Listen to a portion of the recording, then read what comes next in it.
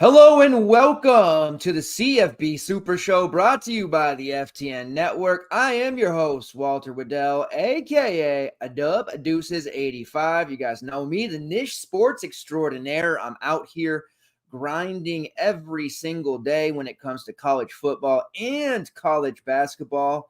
One that you can depend on, Mr. Reliable, if you will. I'm here. It is week 8 of the college football season. Crazy how fast it is going.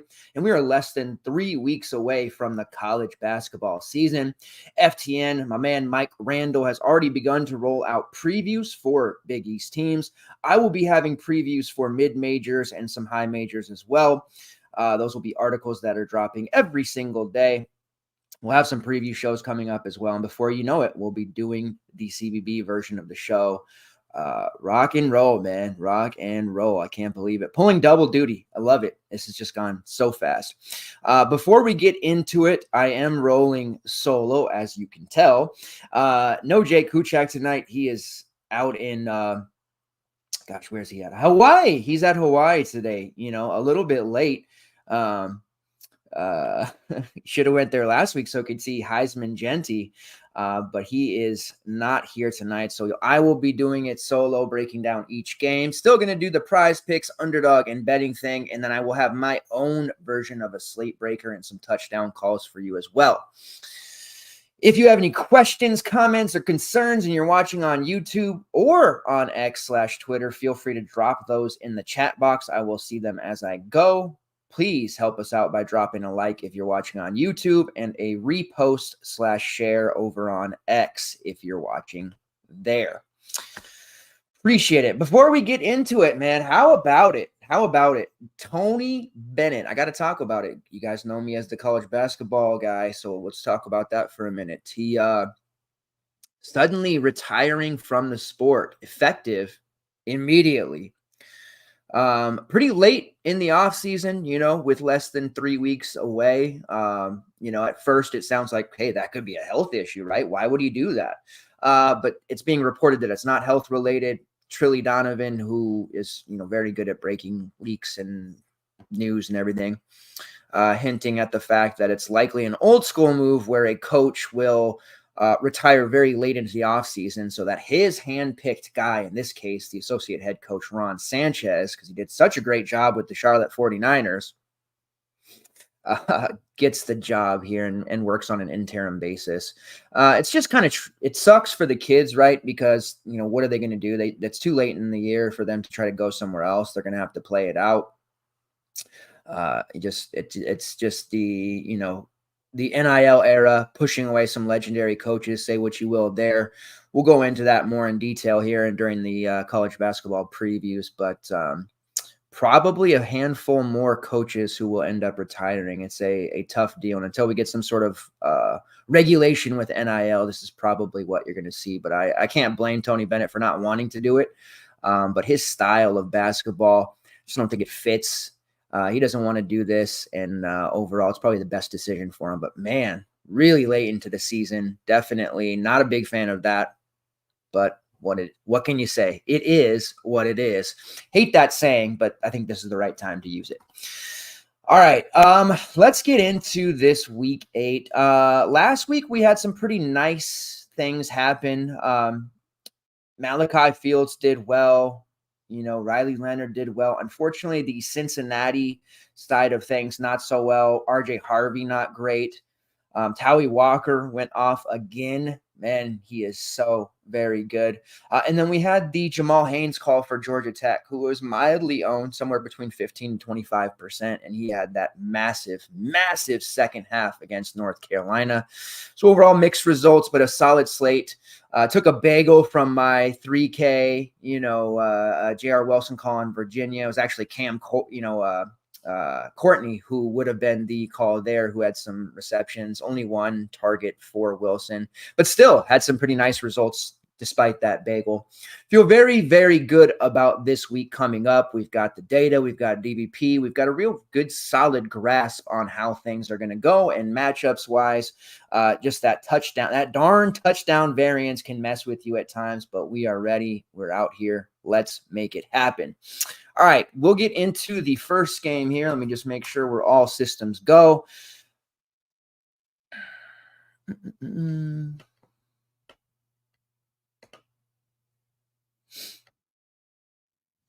right.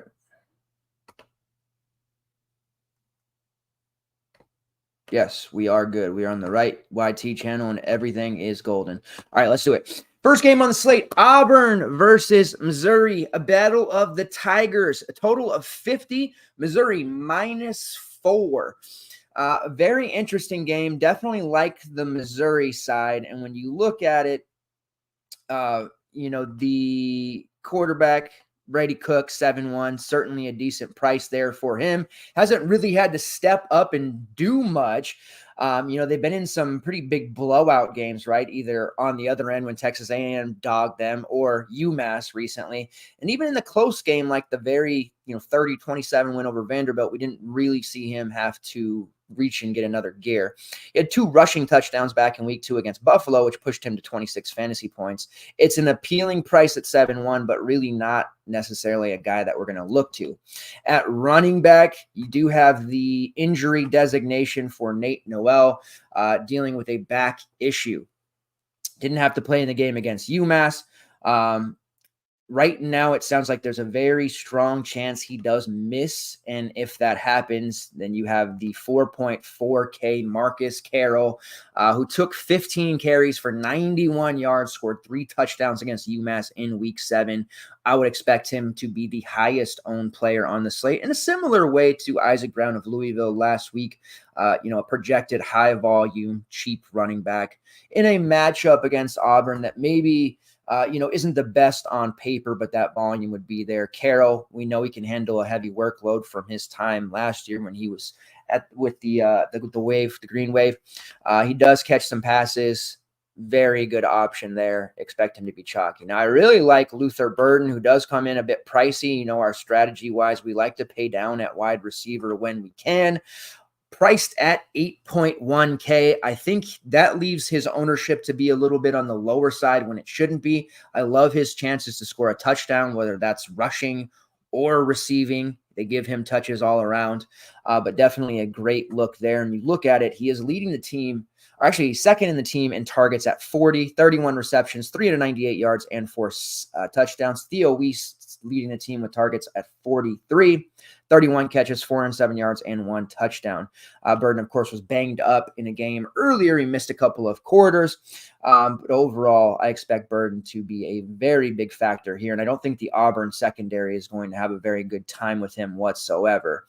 So a bit of a sneakier play there as much as Burden could be. On the Auburn side, I am very rarely excited about Peyton Thorne, and I am certainly not going to be using him here at all. We saw Hank Brown for weeks 3 and 4. That experiment didn't quite work out. It did against New Mexico, but didn't after that against Arkansas.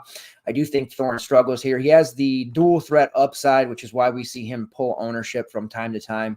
A fine price at 6.6, but I think on the road, that's just going to be a tough spot. And overall, that hurts our guy, Jarquez Hunter, who I expected to have a really big season this year. Overall, Hunter coming into it, I thought this is a 1,000-yard rusher, somebody who's going to have a ton of success. To this point, he has rushed for 528 yards, 3 touchdowns, 7 receptions for 62 yards, and a score through the air. Unfortunately, game scripted out a bunch. The fact that the passing game has been erratic, all of these factors have led to him not having the season that we wanted him to have. Week 3 against New Mexico, he was very good, but again, against New Mexico, but you saw the upside, 152 yards. He has rushed for a minimum of 90 plus yards in 2 of his last 3 games, and that one of those includes at Georgia, 13 carries for 91 yards and a score there and a 16-yard reception. So he can come through here against Missouri, and it would behoove them to get him going early, and he does get that passing work. So 5-1, I feel like Hunter kind of is another player in this game that ends up a little on the sneakier side because people just aren't going to be looking at Auburn here much at all. When you look at it, 7 of his 9 targets, very solid, gets a lot of that short yardage work. I'm a big Hunter guy. I think maybe a GBP type of look there. Probably won't get there in my main lineup, but certainly have some success there for him. At wide receiver, it's a little bit tough. Everybody's cheap, and there was a lot of love early for Cam Coleman, who has had struggles staying healthy. He's only priced at 3.7. And every single week we get these questions, who sub 4K receiver can we use? What sub 3.5 receiver can we use? I'm not too keen on Coleman. I think that he's not quite there health-wise, and I think he has a little bit more development to go before we can really start relying on him. A road matchup at Missouri just doesn't seem like the spot that we can utilize him. If you want a Auburn wide receiver, Keandre Lambert-Smith is going to be your guy. Leads the team in targets with 36, 24 catches, 510 yards, and 6 touchdowns. He's having a great year since transferring in from Penn State. Double-digit fantasy points in all but one game so far, coming off a 16.5 against Georgia, 7 catches for 95 yards. Kind of a floor. I'd say his floor is about 15 to 16 DK points, so 5-1. Again, sort of like Hunter, maybe a little bit of a sneakier option there. Game stack or not, I think Lambert-Smith is certainly viable. All right, let's move on to the next game here. We're going to try to rapid fire as much as we can because I'm on my own and I don't want to drone on for 2+ hours. I'm going to save that for college basketball season because then it gets really, really fun. All right, Virginia versus Clemson. Total of 57.5. Clemson, a 21-point favorite. Show some respect for our Virginia Cavs who need to play in honor of Tony Bennett retiring. Let's give it to these Clemson guys. Last week, I said, hey, the Clemson total, I think they're going to hit the over. It was relatively high. They did hit it. Jake gave me a laugh thinking maybe they wouldn't, but this Clemson offense, man, it is really, really wrecking shop right now. 21-point spread, probably reasonable. I wouldn't bet that, but I will be betting the over 57.5. I think that is a really solid look. I think both of these teams, while Virginia doesn't win the game, I think Virginia scores 21 to 24 points, and I think Clemson hits their 40-plus threshold pretty easily as well, which puts us at 60 at a minimum. Very comfortable. The Clemson revenge tour, I think, will continue. And Virginia just defensively, they have not been doing very well whatsoever. They are better against the run for sure. But they just do not defend the pass well at all. But ironically enough, against Louisville last week, the freshman Isaac Brown just pelted them everywhere, and they actually did a better job in the receiving area there with their secondary. I do not expect that to be the same, although they are going to be going up against a very tough running back in Maffa, who's certainly going to do whatever he wants and will have heavy volume. But I do think this is one of those games where Cade Klubnik throws for 350 and 3 at minimum. So we definitely want to consider Klubnik as well. Starting with the Clemson side, looking at the prices, Klubnik is priced at 9.6. It's a very, very tough price to pay. 9K last week would have been too, but a very similar matchup in that Wake Forest secondary's week. He threw 41 pass attempts, 309 yards, and 3 touchdowns. I just feel like in this matchup, that's going to be his floor. And he's been adding some rushing yards. Another 30 to the board last week. He has had 30-plus rushing yards in 4 straight games now. A minimum of 30 DK points in 3 of his last 4 as well. So a pretty solid floor at 9.6. I love this game as a game stack. It's one that I think gets a little bit overlooked by the masses. But certainly like Klubnik, I think a lot more will go to Phil Maffa, especially after what he did last week. Maffa's priced at 7.5, still pretty cheap for him. Only 19 carries when he could have taken 30, but the game got out of hand. 108 yards, 2 touchdowns, also had a reception.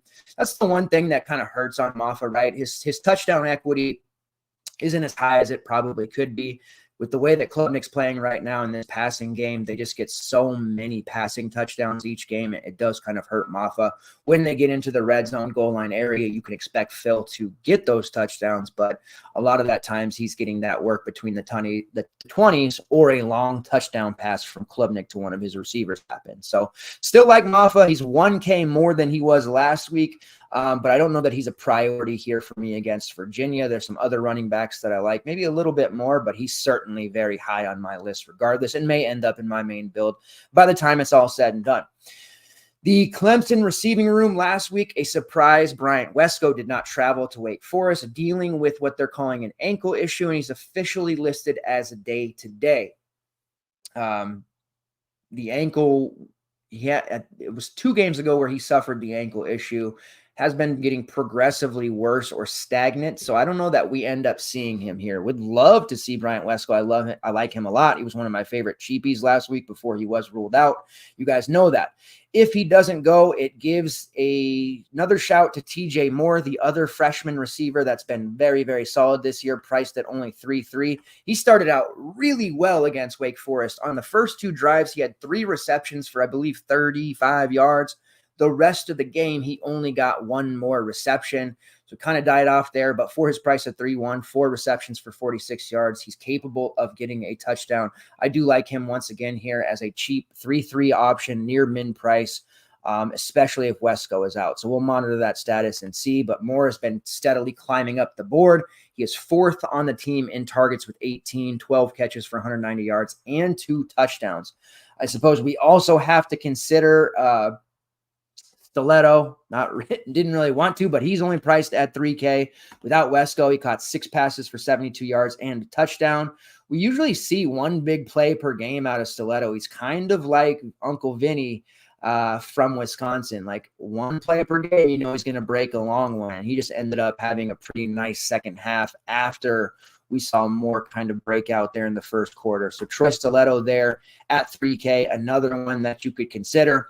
The reliable options here, Antonio Williams at 6K, back-to-back games, over 20 fantasy points. He's scored in 3 of his last 4. Very reliable target, obviously Klubnik's favorite option there. Does lead the team in targets with 33, 25 catches, 353 yards, and 5 touchdowns. Then you have the tight end, Jake Brenningstool.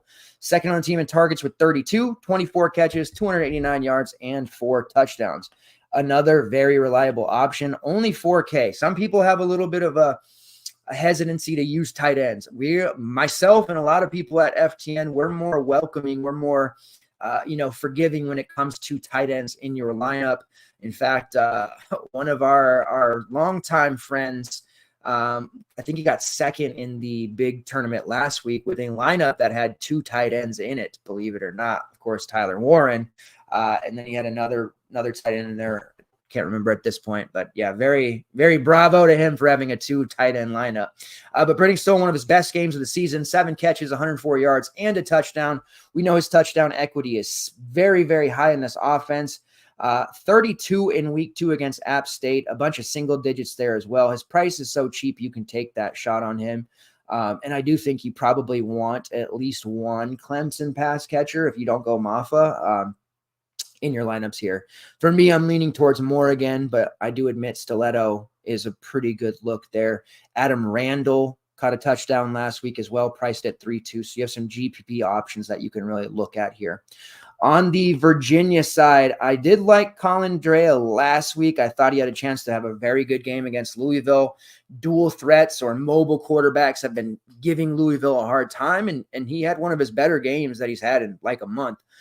84 rushing yards, 279 yards passing, only the 1 touchdown there, couldn't connect, but 24 fantasy points. Priced at 6.9 here, very cheap for him against Clemson. I would consider him a GPP look at that price, but obviously not a guy that we're going to be able to get to in our main, but I think it's going to be a very positive script for him to throw. Now, that means 45, maybe even 50 passes, but he hasn't been terribly accurate lately. He is completing 64.4% of his passes this season, but the last 2 games, he has been under 60%, and 3 of his last 4 have been under that mark as well against Louisville, BC, and Maryland. Not exactly who's in the secondary. Clemson a little bit better in that regard. Running backs, we can safely ignore. Kobe Pace, revenge narrative, if you will. Just not going to get enough yardage. He had 10 carries for 38 against Louisville. His YPC has been low all season, 4.4. It's cheap, sure, but I think we'd rather go to Carroll, right? And there's some other guys in cheap price ranges that I think I'd be more apt to use. I like to pay up at running back when possible. That's pretty common for me to do, so I couldn't find myself using Pace too much. I do like Xavier Brown coming back from injury, priced at only 3.1 over on DraftKings. Had a 46-yard touchdown in that game. 8 carries, just generated only 19 yards there, but he's heavily active as a pass catcher and does have a lot of pop. Against Coastal Carolina in week 4, we saw him rush for 171 yards. Granted, one of those was for 75 yards on a single rush. Very explosive, like him as a GPP look there. Wide receiver, all about my man Malachi Fields. Now, Virginia has a ton of injuries in the receiver room. Same story as last week. Trell Harris had to have some sort of surgery because the knee issue just wasn't getting any better. So now he's going to be out what looks like the rest of the season. Would be a real surprise if he returned.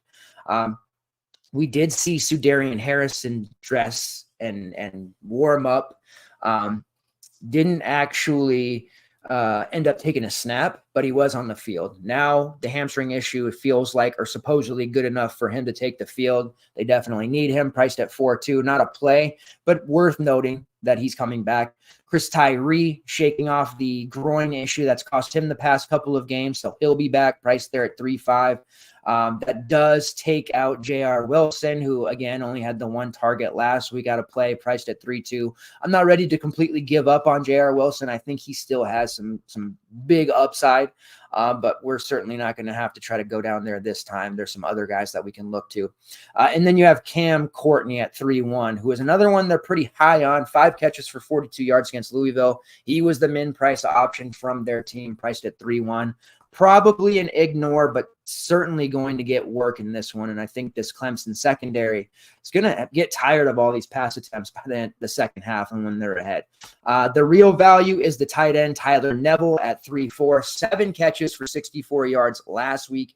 He is starting to really become one of Colin Drea's number one options after Malachi Fields. Very reliable, 19 catches for 262 yards and 2 touchdowns on 27 targets. Fields, of course, 59 targets leading the team, 541 yards, 3 touchdowns. He is the guy at 7K, and I certainly like him. If you're paying up for a receiver and you can't get to Luther Burden, I like Fields. Fields is a guy I take in Underdog Battle Royale drafts all the time. He's constantly in the 5th, 6th, or not drafted range. I love Malachi Fields, and he paid off handsomely last week. 9 catches, 129 yards, had, I believe, 17 targets or something crazy like that. Definitely a great play here against Clemson in a stack or on his own. All right, moving on to Miami versus Louisville. Total of 59.5. Miami, a 5-point favorite traveling on the road. Miami had the bye. Ashton Genty is firmly in the driver's seat when it comes to the Heisman chase. Cam Ward, though, I'm expecting him to have a monster game against Louisville. I'm a huge Cam Ward guy this year, have been since the offseason when he joined Miami. Cal game, say what you will, escaped with a victory there. Almost 40 DK points, 53 pass attempts, 437 yards, 2 touchdowns, also rushed for a score. Back-to-back games with a rushing score. They heard me say during that Colin Dreas segment that mobile quarterbacks have given Louisville trouble, and that is definitely true. And Ward, throughout the last 2 or 3 seasons that he's come up to the FBS range, has developed himself more into a dual threat type of quarterback. You remember his first year at Wazoo, he was more of a statue, didn't really run all that much. Last year, he developed more, and this year, he's even more of a dangerous threat with his legs. He's already had 3 different games where he has rushed for over 33 yards.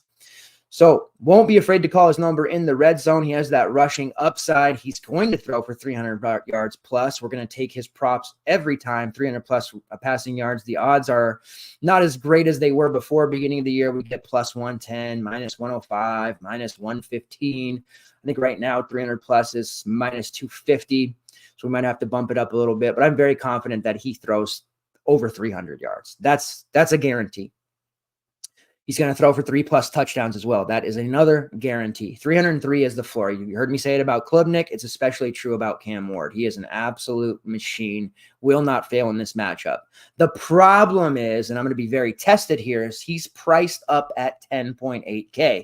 And the last time that I paid up that high for a quarterback prior to Jalen Milroe 2 weeks ago was all the way back when Jalen Hurts and Justin Fields were around the college game. I have not been paying up for quarterbacks since they both entered the NFL. It's just not something that I do. Now, admittedly, in the Alabama game against Vanderbilt, I got caught up, the Heisman race. They're going to have Milroe out there regardless of the score. And what happened? Vanderbilt obviously pulled the upset. Milroe had a pretty, by his standards, mediocre game, 24.4 fantasy points, not what we needed at 10.4.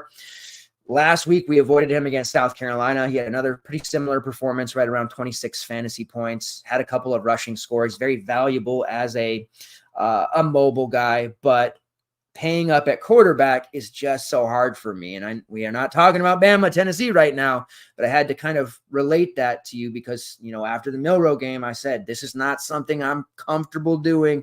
I typically won't pay up for a quarterback that expensive. I'd rather pay up for an 8K, 9K running back because I feel more comfortable with that. They're going to get touches. They're going to have that higher floor.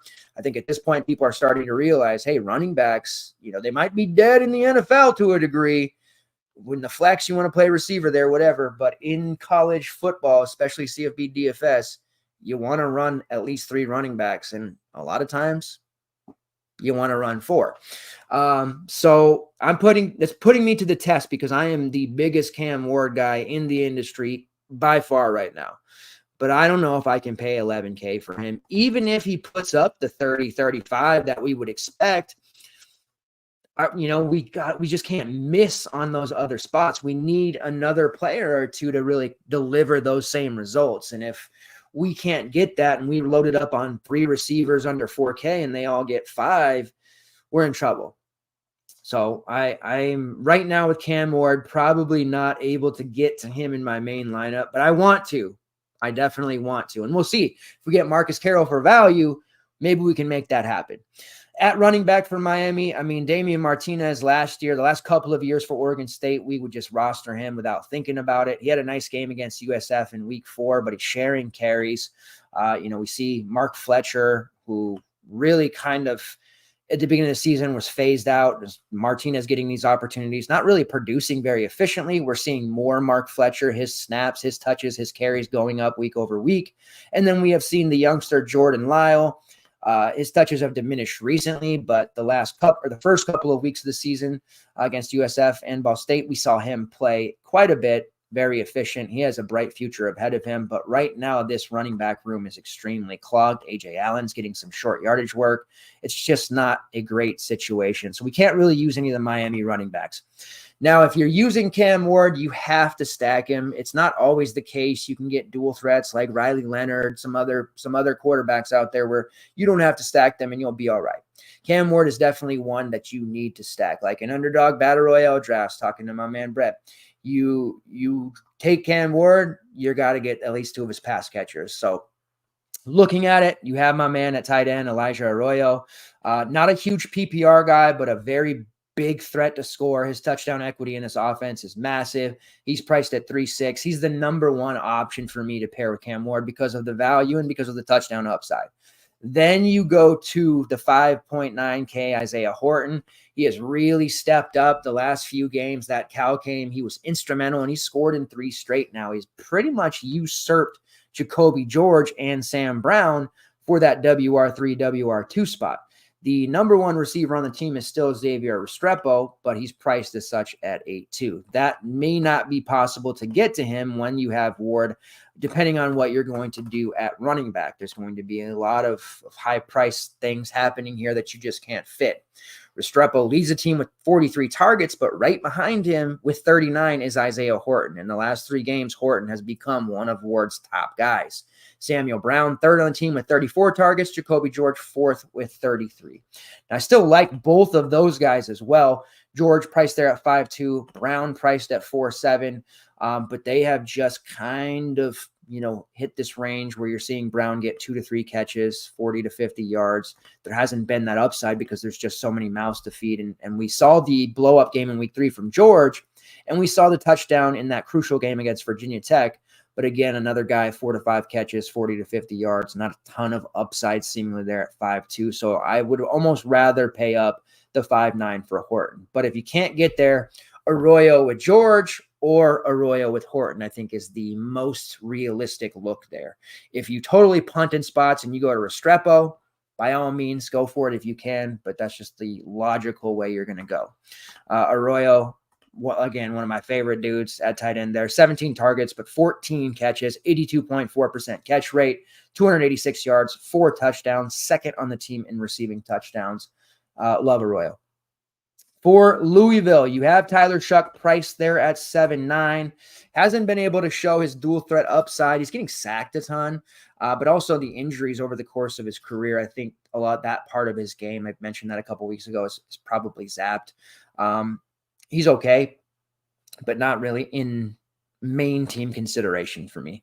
Need to make a decision on Isaac Brown, who was super chalky last week and had a huge game against a Virginia team that's generally been pretty good against the run. 20 carries, 146 yards, 2 touchdowns, 7.3 YPC. It's his third straight game with 10 plus carries. He's definitely factoring in as a pass catcher too, a minimum of 3 targets in 2 of his last 3. Only 5'6". I do like him against Miami. I think Miami's defense is opportunistic, but you can wear them down. And we have seen guys, especially at the running back position, where maybe the yardage hasn't been there, the touchdown upside has. So I think he's still cheap enough to consider. And I don't want this to be the Towie Walker spot. Like, we were all on Walker 2 weeks ago with the news of Ches Malusi, kind of sitting out for the rest of the season or long term. And then the following week going up against Rutgers, we saw his ownership drop, but it was such a interesting spot because he was still way too cheap, priced under 6K, and we knew the volume was going to be there. And he delivered another massive game. And he got to about 18, 20% ownership. My best one with him and Caleb Johnson last week. That lineup coasted because of how well that they did. And I'm worried about fading Brown here and having a similar incident happening like it did with Walker. Heavy volume back. Maybe the worry with this one is that the efficiency won't be there, but the volume at this price makes him interesting. 20 plus touches. I think we have to at least consider him. Home game as well. The idea to keep that high-powered Miami offense off the field. We've seen the last 2 teams that have pushed them, Virginia Tech and Cal. Both of those teams had success running the ball, trying to slow the game down, keep that offense off the field. That's really how Louisville will want to play it. So I think Isaac Brown is a pretty sharp play here for that reason. But with his ownership maybe dropping slightly because of the matchup. At receiver, we still are looking at 2 main players. Ja'Cory Brooks, obviously, and then Colin Lacey, who still ended up being pretty chalky. Talked about it last week. Hey, Lacey dropped this massive dud of a game, 2 catches for 7 yards. He's priced up slightly, but still only 3.5 heading into last week. Maybe we see less ownership. He was like 40% against SMU. We still saw sizable ownership against Virginia. He was up to about 22%. So we definitely saw that ownership on Lacey. Now he's priced up at 4.2. He was 3.9 last week. Still relatively cheap, but even that bump of 300 over that 4,000, I talk about it all the time, like Walmart and stores, the department stores, they'll price things right at $39.99. You'll think, well, I'm paying $30. Whereas if it was priced at $40.01, you might be like, I don't know, I'm paying $40. Like, you feel like you're getting that discount, even though maybe you're not. So the 4.2 price may just be enough to kind of push people aside. Obviously, still a great play. Like, that wasn't the blow-up game. The 4 for 50 that we saw, that wasn't the high end of what Lacey could do. And if you play any amount of CFB DFS or watch college football, you know that from last year how good Lacey can be. Brooks, I will say Virginia did a relatively decent job kind of selling out to stop him, and he still had 5 for 83. It shows you how good Brooks is. I think Miami will do a similar job there. He's priced at 7.3, so he's a bit high for my taste there. But I am still on board with using Colin Lacey, who I think, again, the blow-up game is going to come. You look at last week, another 7 targets against Virginia, 4 catches, 50 yards. He's had at least 4 targets in all 3 appearances. The touchdowns are going to come, and that 100-plus bonus is going to come. And I just, at this point, pot committed is the wrong word to use because we're not spending much salary to use him. But I feel like the minute we kind of put Lacey aside there is when he's going to have that game. And you look through some of the games that Miami's had, especially recently, secondary weapons in offenses have been doing really well. And at this point, Brooks, he's the number 1. Brown's emergence, they're going to have to pay attention to him as well. I think that we could see Lacey in one-on-one coverage really have just a massive, massive game. And I certainly don't think 4-2 is a price that we need to suddenly be afraid of. Now, it might be tougher because a lot of times when you're building these lineups with these expensive running backs, you need a guy in the 3K range, but you're going to want to go ahead and try to find that salary however you can, even if it's a couple hundred more, by making some changes to go ahead and get Colin Lacey in there. I'm not ready to stop playing him yet. All right, let's move on to the next one. Nebraska versus Indiana, total of 49. Indiana 6.5-point favorite. Kind of pausing on this one. I think Nebraska certainly has a chance. Moving quickly through it, Dylan Raiola is priced at only 4.7. Man. Like, think of the lineups that you can make with a 4.7 quarterback that is at least going to sling it, 25 times, if not more. And Indiana's offense has been just, absolutely booming under Coach Signetti, formerly of JMU. He is just, his presser at the beginning of the year in the offseason, he had said some pretty confident things, telling people to Google him and all he do is win. And he's backed that up. Since taking over, he has been just absolutely mauling opponents, dropping 52 on Charlotte, 42 on UCLA, 31 on FIU.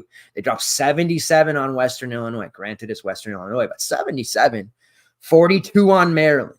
And then Northwestern just recently, who's a pretty decent defense, or at least good at pacing games down, they hung 41 on Northwestern.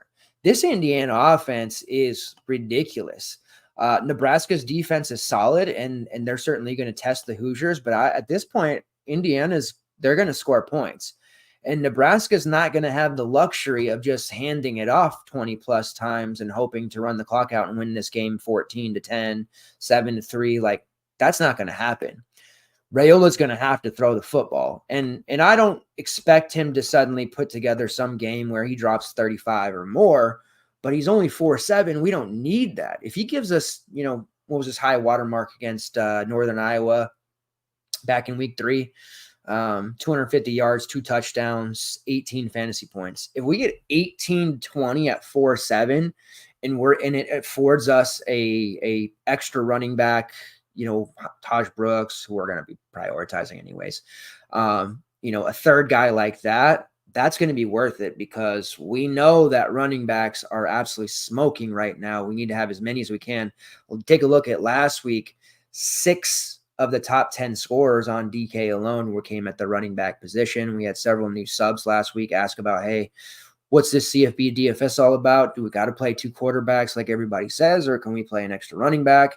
And it was case in point all damn day, game after game. Here's why we preach playing at least 3 running backs. Here's why most of us run 4. Now, I'm not super comfortable with a 4 running back lineup that's headlined by Dylan Raiola at quarterback, but again, he's only 4.7K. The game against Rutgers, we knew it was going to be ugly. He got sacked a bunch, negative 32 yards. That happened against Illinois as well. Pretty tough game. He had negative 52, but he threw for almost 300 yards. I think this game against Indiana, we do see him have a close to 300-yard game. And some of his offensive playmakers at the receiver position, like my guy Ja'Cory Barney, are going to be called upon to do some things here. And yards after the catch are going to be very, very important. So we'll think about this one. We'll see what the projections say and what Raiola actually can get. But damn, 4.7. That's interesting. At running back, I'm not doing the Dante Dowdle thing. He's priced only at 4.7. That matchup against Purdue where he should have absolutely nuked it. They gave him 9 carries. I'm not so interested there. At receiver, you have nobody above 4.6K, which is Isaiah Nair, who has been really quite good, but his targets against Rutgers weren't there because it was such a pitiful offensive game. Jamal Banks only had one catch. Look for those guys to bounce back. I do think there is some upside with using a near min price Thomas Fedone at tight end. Get Raiola some confidence, some short, easy throws. I think there's some PPR work where, he gets 5-6 targets, turns that into, maybe 9 to 10 fantasy points. And then I really like Ja'Cory Barney, who's priced at 3.3. He's this week's J.R. Wilson for me in terms of I'm excited. I think he's going to do well, but the results we hope won't be J.R. Wilson where he deals a bagel. And there's a good chance he doesn't, to this point, he's a freshman. He had the game against UTEP, played very little, but even that, one catch for 10 yards. Like, I don't think we're getting a bagel from him. 3 of his games to date out of 6 have resulted in double-digit fantasy points. He's giving us at least 2 receptions. He has been getting carries. He had that rushing touchdown against Purdue. They didn't give him any against Rutgers because it was a pretty foul game, and I'm glad they didn't because I think he would have gotten hurt. But I think there's some real upside here. And Barney's the type of yards after the catch type of guy who Raiola can probably depend on here. So in consideration, Raiola is cheap enough at 4.7. You don't need to be forced to pair him, but you could play Raiola with one of his receivers and have all the salary in the world to do what you want.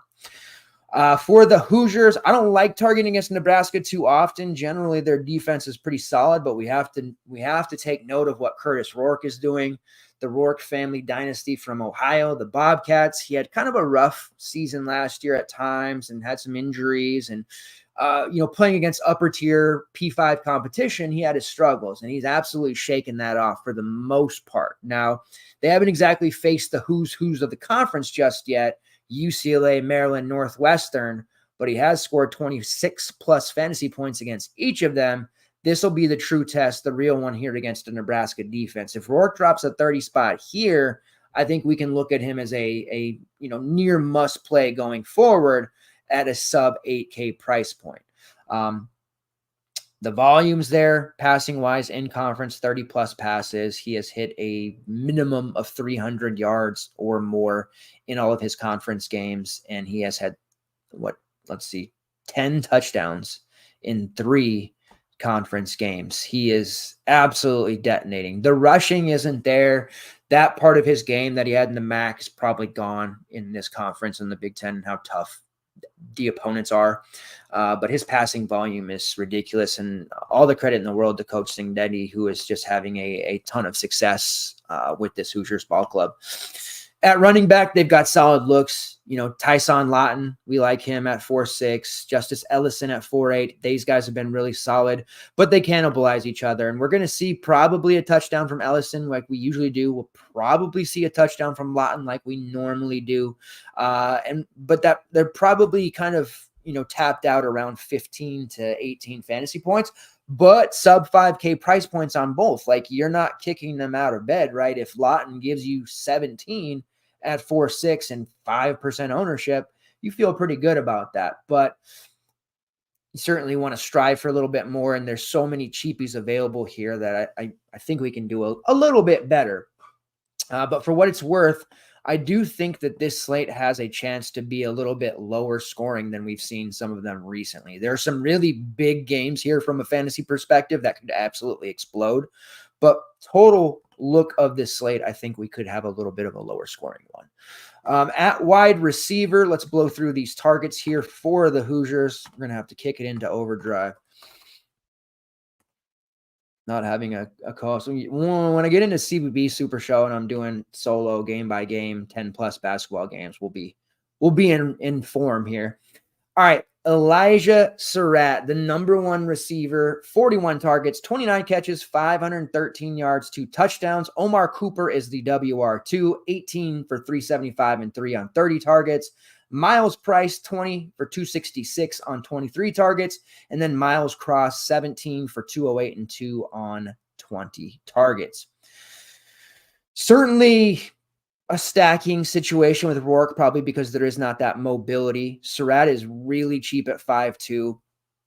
You might look at the slate and see all the cheapies and say, well, why do you think it's going to be low scoring? Look at all these guys who are going to hit these scores. And it's because I think a lot of them are going to have good scores, but maybe not as our old friend Varnicus used to say when he worked for Roto-Grinders, gotta have it scores. I think Surratt is a very good play, and you see the last 2 games, he has absolutely been just destroying teams against a good Northwestern defense, 7 for 135, against Maryland, 7 for 128 and 1. But I'm a little bit worried that maybe this is one of those 4 for 50 type of games. He still puts maybe 10 to 12 on the board, which is fine at 5-2, but just not going to quite get us there. But when I look back at some early ownership projections, he does look like he's going to be one of the chalkiest receivers out there. Like I'm expecting guys like Ty Felton, who are expensive, I know, Caden Prather, like the Maryland guys for sure, Josh Kelly, some of the Texas Tech guys. Like I'm expecting all of those guys to be relatively popular. I think Surratt looks like he's going to be one of those guys because of that cheaper price that ends up getting pushed up over 35% ownership and maybe even more in single entry. So perhaps this is one of those spots where I'm trying to naturally be a little bit different. Does give you some leverage with a guy like Omar Cooper, who maybe he scores the touchdown, has that upside. But overall, I do think Nebraska is the first team on the Hoosiers schedule to kind of maybe give them a hard time. Whether that lasts for all 4 quarters or not remains to be seen, but I do think that first half could be a little bit of a slower one for the Hoosiers. Is that enough to keep Surratt from destroying the slate? Maybe, but we'll see. Price there at 3.6 is pretty interesting. They've been giving him carries as well, so he has that additional upside from those touches.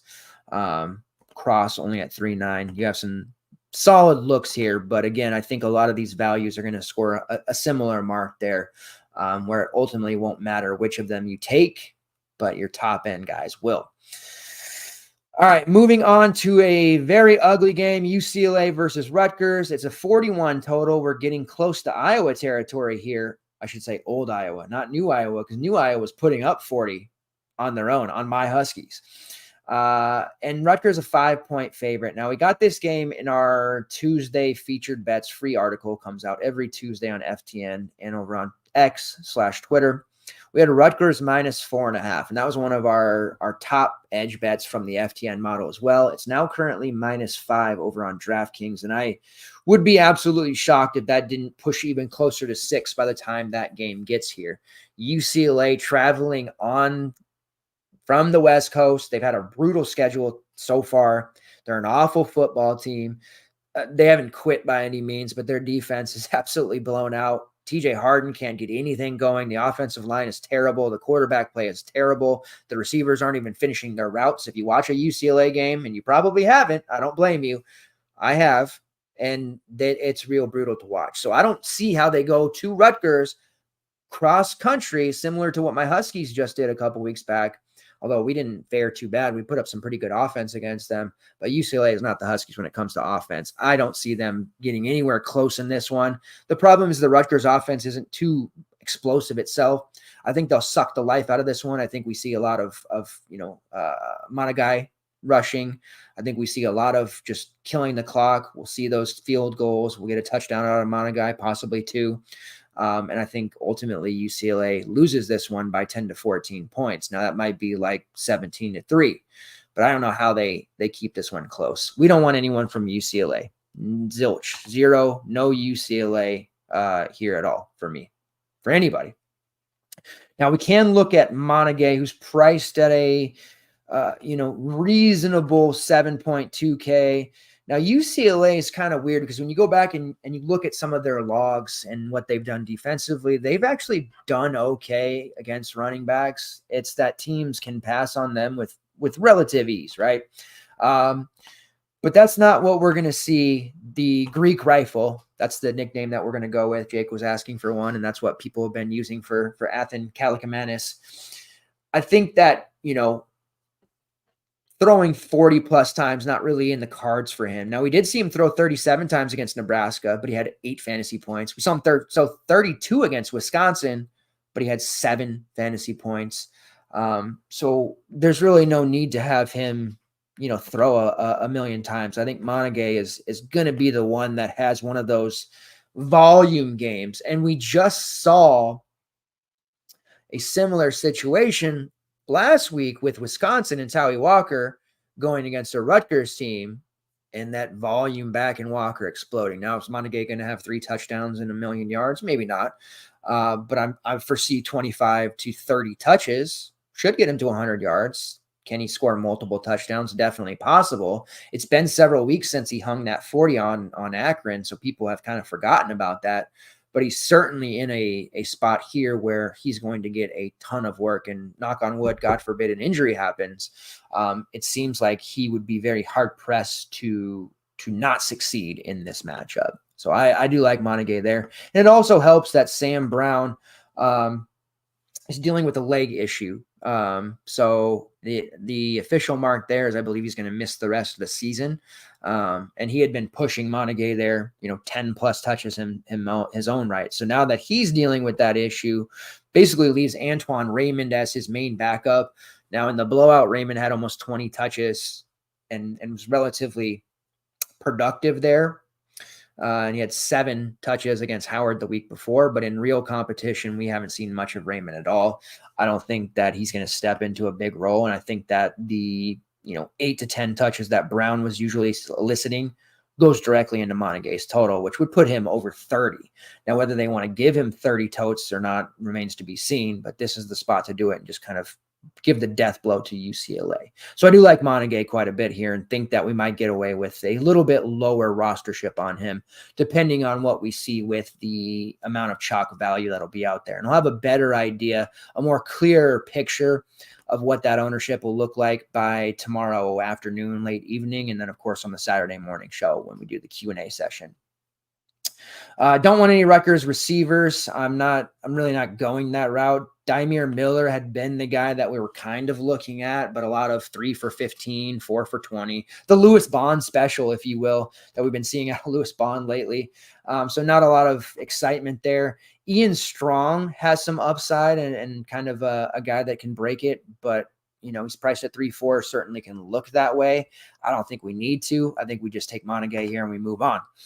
Next game on the slate, South Carolina versus Oklahoma, 41.5 total. It's brutal, and the Sooners are 1.5-point favorites. I do not like the Sooners whatsoever. It's real brutal. It's brutal if you're an Oklahoma fan, huh? Like, absolutely brutal. I feel for you guys, and I don't think it's going to get any better, and I think this is going to be a pretty tough one. This is a team similar to Virginia, a ton of wide receivers out. Andrew Anthony has not been playing at all since week 1. He's not on the depth chart listed out for this game. Nick Anderson dealing with a quadriceps issue. He hasn't played since week 4, and he missed the first couple of weeks. So Nick Anderson can't get himself healthy. Jaleel Farouk, just like last year, got hurt early in the season. He's not going to play. And then you have the Purdue transfer, Deion Burks, who had a really nice opener against Temple. Has kind of faded since. He's listed as questionable, kind of partially doubtful from what I've read. We'll see. They certainly need him. But it's tough. They don't have really any weapons here. And you look at the quarterback spot, Jackson Arnold, he's clearly not it. I think Arnold's going to be like at Troy next year or in the Sun Belt, which we'll be using him on weekday slates. And I think he'll be better there. Now, Hawkins is more interesting to me. I think Michael Hawkins has a chance to be a really solid fantasy asset in the future for sure, but maybe even as early as this matchup. Texas was brutal, threw for 150 yards. He rushed for 27, had a fumble, no touchdowns. It was brutal. The game we saw him have against Auburn, where he rushed for a score, 70 yards, threw for about 170. I think that's kind of what we look at here against a tough South Carolina team. Now, he's not cheap enough really for us to accept that type of stat line. I think he can push towards 20, but 6'9" just isn't quite there just yet. Now, it's an appealing price for him because he's been priced way higher than that.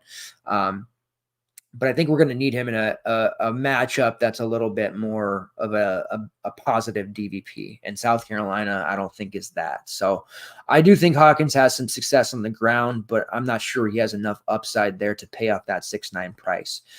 When it comes to the Oklahoma running back room, it's cheap, but it's cheap for a reason. We see Joe Barnes. We see Taylor Tatum, who did return against Texas, took only 2 carries. He had a fumble that he lost, which put him in the doghouse.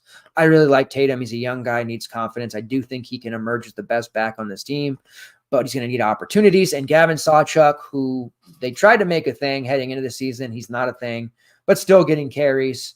Really tough to use any of them. So Oklahoma is crossed out on our list, I think. When it comes to South Carolina, man, that game against Bama, it was rough for a little bit. Then it looked like they were going to win. Then it got back to being rough for a little bit. And then they may or may not have gotten hosed at the end. Norris Sellers is still cheap at 6K. A lot of rushing upside there if he doesn't take sacks. He's a fumbling machine, though. If you're going to go with a cheap quarterback, I would probably just roll Raiola and hope for the best and not take Sellers, even though he doesn't have the rushing upside. Yeah, at this point, it's tough to really get excited about any of the quarterbacks in this one. And we did see some Robbie Ashford last week, even though, we saw him fumble 2 weeks ago against Ole Miss. He still came out, got a couple of carries, still was enough of a thorn there to take some of the looks away. Like in the CFL, you hear me talk about it all the time. CFL, they use their backup quarterbacks in a lot of the teams in the red zone goal line area, and you'll get your running back vultured by the backup QB. We see actually Georgia Tech does it a lot with Piron. We saw it last week and several times this year that they'll have a package for the backup quarterback to come in and do the tush push. And that's something that I think Ashford hanging around enough as a threat to steal touchdowns makes it to where we can't really get too excited about Sellers. Not that we would be excited about him anyways, but that's just kind of the reality of the situation. I still really like Rocket Sanders. Every single week he's priced so cheap. And you know what? We could have used him last week against Bama at 4.7. He put together 20, but the running back scored so much last week that I think even if you played him like over Isaac Brown, you still probably wouldn't have done well. This is a week I think you can. The volume returned against Alabama, tougher opponent, a game that they were in. The Ole Miss game, it got really phased out quickly. They lost 27-3 and they had to throw, and there just were no carries to be had. Closer against Bama, we saw those carries. He had 16 for 78, did score a touchdown, 4 receptions for 25 yards. They were getting him some short yardage work. I really like Rocket at this price. And I think the Oklahoma defense, obviously more forgiving than Bama. And I think this sets up well for him to kind of push closer to 20 touches. And if he can get 20 touches at 4.7, then he's liable to pay that off. It may only be 60 to 70 yards, but I think this is a game where we could see Rocket score twice, and that would pay off that 4.7 price. So don't be so quick to write him off this week like everybody did last week. If we're thinking that, Brown is going to be chalky again, if we think that maybe like when we say Surratt, some of these other cheaper receivers are going to be a little bit more popular, I think we can kind of sneak in there with a Rocket Sanders type play and have that work out quite well. So again, have him in your player pool, not wiping him away just yet.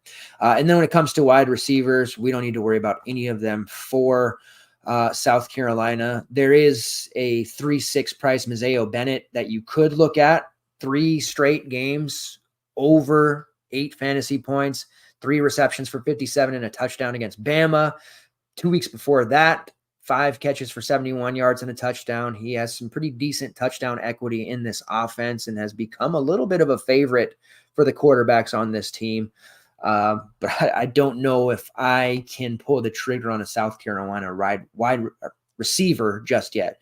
I'd rather go with Rocket Sanders. Let's pull up the South Carolina targets real quick here, see if we can justify it. This is going to be a fun one because I feel like we're going to see a lot of sub 4K different combinations in GPP.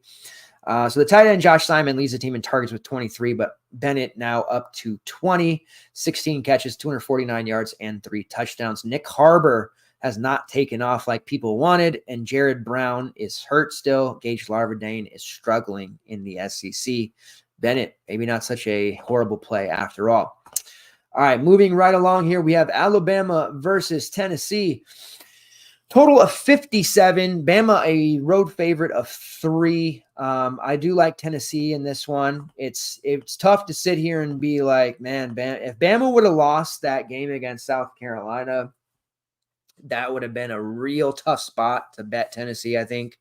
Not that there's really any, can't sit here and be like, oh, they lost 2, so now they're going to come out mad and beat the pants off the Vols by any means. But I think it would have been really tough for me to bet that. Now we have Tennessee at home +3. We saw how Vanderbilt, kind of showed the blueprint to give Bama trouble. And then we saw South Carolina execute quite well. They just didn't have the offense to, handle when Bama started to turn it on. And that's what happened against Vanderbilt. Bama started to turn the offense on, but Diego Pavio still making plays. South Carolina, they don't have that luxury. I do think Tennessee does. We haven't seen it from them lately. We've seen all Dylan Sampson in an atrocious passing game from the Vols, and their offensive line in passing situations hasn't been much better. But I do think the Vols can win this game, and I do like them at +3.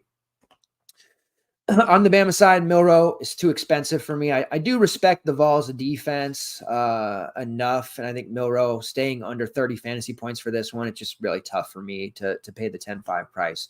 We're almost never using the running backs. Now, I did like Jam Miller to a degree against South Carolina, and he did look pretty good early on, but then they went away from him. And then we saw Justice Haynes actually score a touchdown and have some success, but as long as both of these guys are sharing carries, and then you have the fact that Milroe as a dual threat when they get to the red zone is calling his number, and hell, even when they're at the 30, 40, 50, he's still running. So you just can't use any Alabama running backs right now until they, if they were priced at 3.5, that'd be another story, but 5.2 and 5.4, we can't do it. At receiver, you got my guy, Ryan Williams. Claimed him early, priced at 7.4. He's a luxury play. If you want to use him, you certainly can. Don't hate it by any means. Probably won't get there myself. You do have a very cheap price on Jeremy Bernard at 4.1. I do think we see a pretty big spike in Jeremy Bernard's ownership to the point that I think he's going to be the highest owned he's ever been in his entire life. 4.89 a touchdown against South Carolina. Now, he's been all but one game, which was the Western Kentucky 63-0 demolition where he played like a half, right? Every single game since then, he has scored double-digit fantasy points. And he's been pretty heavily involved. He gets carries. He's been overshadowed clearly by Ryan Williams because Williams makes the big plays. But Jeremy's been a very consistent PPR type of look. And when you're talking about him priced at 4.1, I mean, he was priced at $6K for most of the season. And then we saw that price drop. $5K against Vanderbilt, no ownership. 4.8 against South Carolina, no ownership. Now he comes off a game in which he scored almost 20, and they dump his price to 4.1 against a Tennessee defense that, yes, is good. But I think we see an avenue, a path for Jeremy between carries, short yardage stuff, and a possible touchdown equity as well, paying off this 4.1 price tag. It might come down to Jeremy versus Lacey, and maybe if Jeremy becomes chalky enough, it pushes Lacey down the board, and then we get that Lacey game. Straight up in a vacuum, as they say, I'm still on Lacey over Bernard, but I will have to analyze and look at what that ownership is looking like. Kobe Prentice dealing with an injury. He is on the depth chart this week, hasn't done much this season. Don't really need to worry about him. Same with Kendrick Law. You do have the tight end at 3.1, CJ Dipre. -3 yards last week, but he has been a decent min-price PPR type of look if you want to go there, but obviously not very exciting. On the Tennessee side, you have a pretty nice value price for Nico Amalivia. He's priced at 8K. He's been 9.2, 8.5, 8.6 throughout the season. The game against Florida was an absolute abomination. 169 yards, an interception, 2 fumbles. That's actually his 5th fumble in the last 3 games, 3 of which have been lost. He has been awful. He had the really good game against NC State, nearly 30. He's real good against Chattanooga, but he's been terrible since. And the SEC opponents have been unforgiving, but he hasn't been facing the who's who either.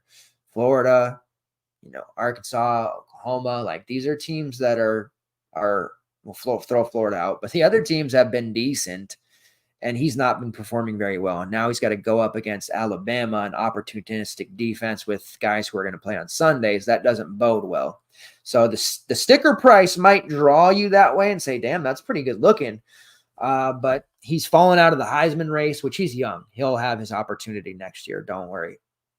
But I don't think this is a bounce back spot for Nico. I think he'll be fine and he'll do okay and get to the 20-ish mark, but that's still not going to be enough for us at 8K.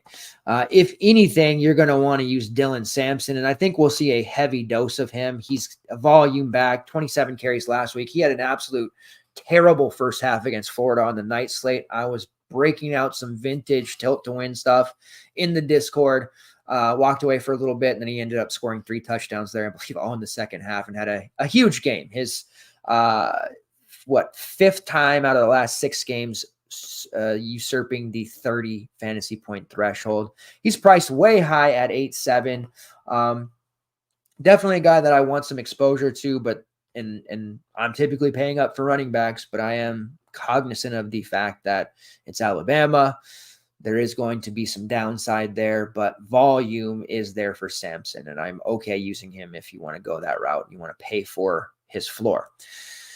When it comes to the Vols receiving game, they're all cheap, but I don't know that we can get there until we see Nico start to put some things together. I mean, the price of 3.5 on Brew McCoy, 3.6 for Brazel, Squirrel White at 3.8, 4.4 for Dante Thornton. Like, these are all really good prices for these guys, but they're nothing more than GPP looks.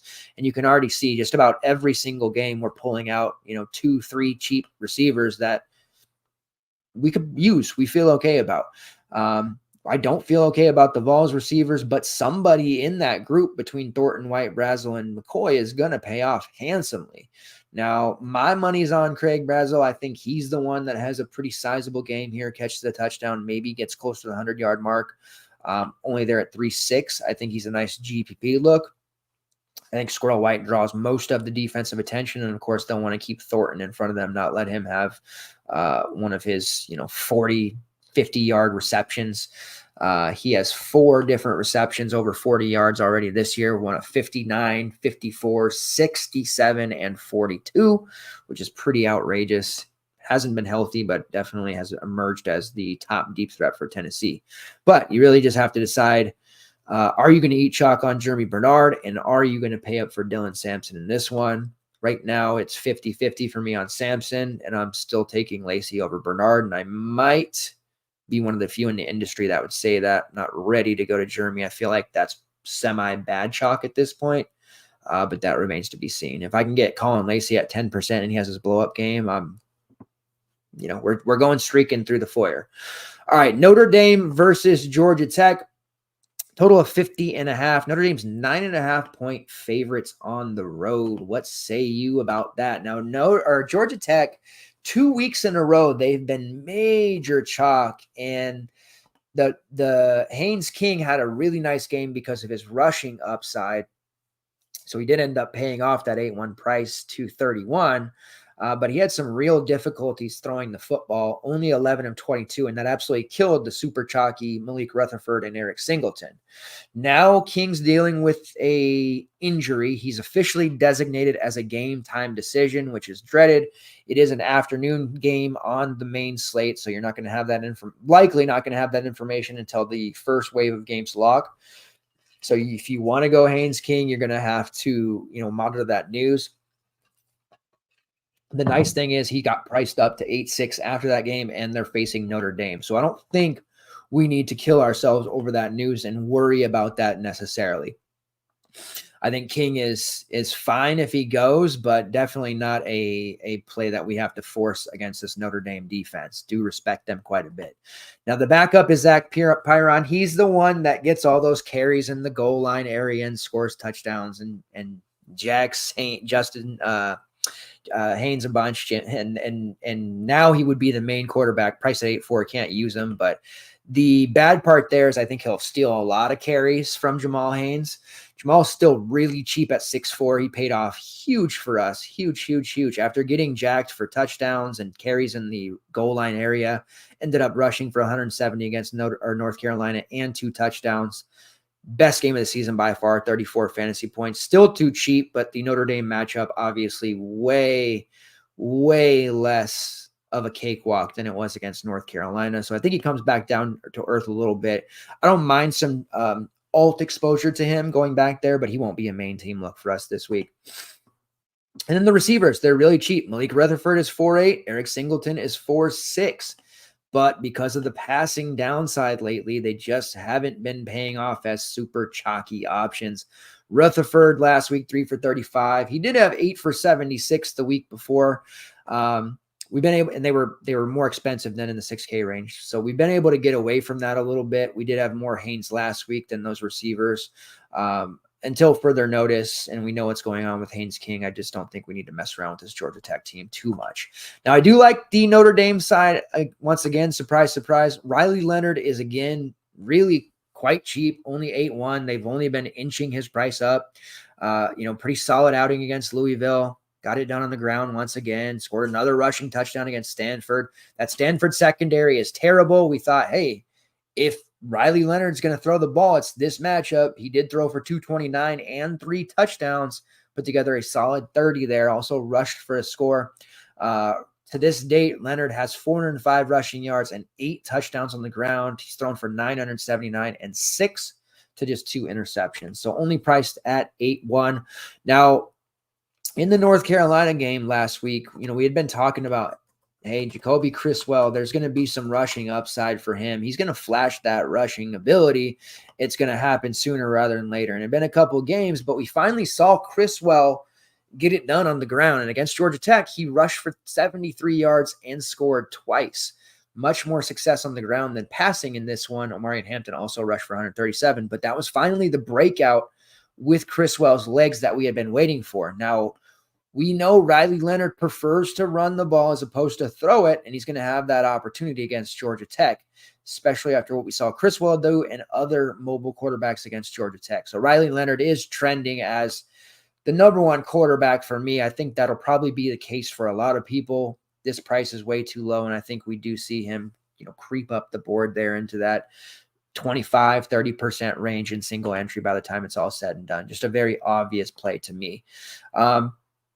If you don't go Leonard, I think there's some GPP upside for Jeremiah Love in this matchup. He's been so highly efficient. Only 6 carries against Stanford. Still put up 15 because he had a 25-yard catch. He also scored a touchdown. He has scored a touchdown in every single game this year.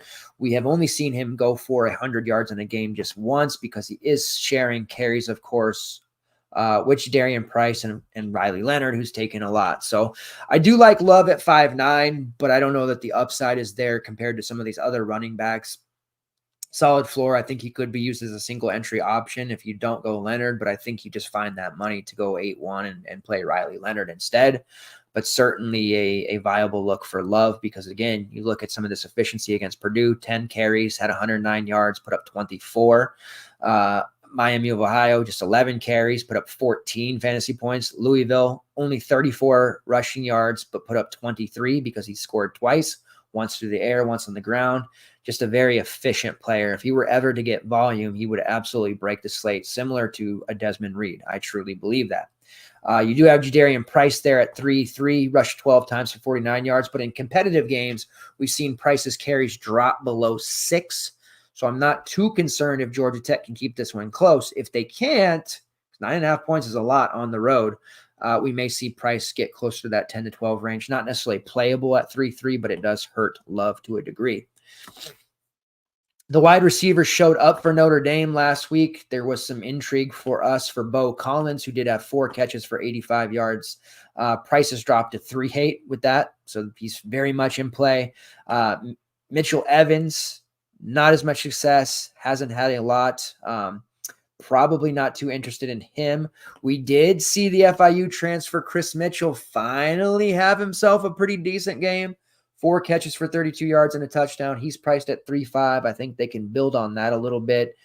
He's going to need a touchdown probably because we know there's not going to be a lot of passing volume. And then you have Jaden Greathouse there at 3.6. He's had some pretty nice games recently against Louisville, 4 for 61 and a touchdown. So, again, another guy that maybe you can consider. You could have paired Leonard with one of his pass catchers last week, and it was a smart move because of Stanford. Not as much of a necessity this week. If you do it, I think that Bo Collins price of 3.8 is just way too cheap, and he can be used as a value on his own. All right, moving on to Michigan versus Illinois. You have a total of 44.5. Michigan 4-point favorites. Don't like that one bit. I think Illinois beats Michigan here. Now, Caden Fagan, a guy that I like quite a bit, missed last week's game. He is out for this one. Not good. The injury reportedly very serious. They're not really going into details. They definitely need Fagan, but I think they'll be okay because we've seen Josh McCray in the past few years perform. And he did have 78 yards, 2 touchdowns on the ground, 3 catches for 46 yards and a touchdown last week. But granted, that was against Purdue, which is not nearly as tough an opponent as Michigan. Now, this Michigan team is not last year's championship winning Michigan team. They are susceptible on the ground. I think McCray can do enough at 3.8 to be warranted in a value play. And I do think Illinois not only covers this 4-point spread at home, but wins the game as well. You do have a cheap Luke Altmaier at 6-1. He put a 41 against Purdue. He'll do this once in a while. He did it last year too. He had 1 or 2 games where he just like completely blew the doors off of the slate. Now, again, Purdue is not the same level of Michigan, but we have to realize Michigan is a susceptible team. And Altmaier has rushing upside. He did put up 60 yards on the ground and a touchdown in that last game. And then early on in the season, he had that big 4-touchdown explosion, obviously against Eastern Illinois, not a big deal, but has shown that upside. And he had a really good game against a tough Nebraska team at Nebraska when they pulled that upset 31-24. 4 touchdown passes on his way to 25 fantasy points. So the 6-1 price point on Altmaier is really interesting, and I think he's going to have almost no rostership, but he's a very good play, I think, for GPPs and going to get ignored by the masses. But this is a game that he absolutely could throw for multiple touchdowns and even contribute on the ground. So don't write off Altmaier here, especially with no Fagan.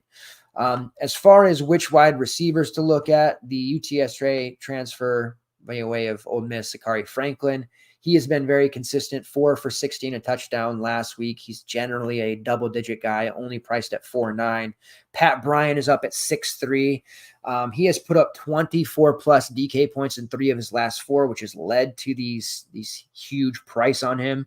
4 for 104 and a touch against Purdue. You go back to the Nebraska game, he had 2 touchdowns against them. Central Michigan, 2 touchdowns against them. So highly involved, taking over as the WR1 here.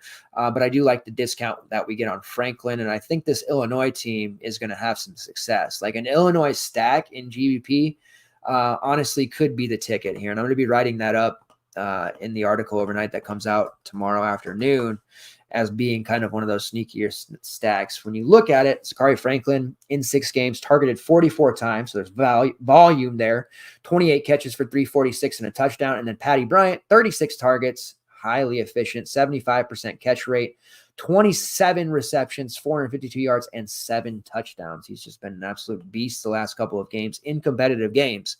And if we think, or Vegas thinks Michigan's the favorite here, and they take a lead, we're going to see Altmaier push this offense, and they're going to be throwing the ball. So I have a lot of confidence. This is the first time all year that I felt like, hey, let's get some Illinois and see what's up. A somewhat sneakier play at near min price is Tanner Arkin. He's a tight end. Surprise, surprise. I'm talking about a tight end. 10 catches on 14 targets for 83 yards and 2 touchdowns.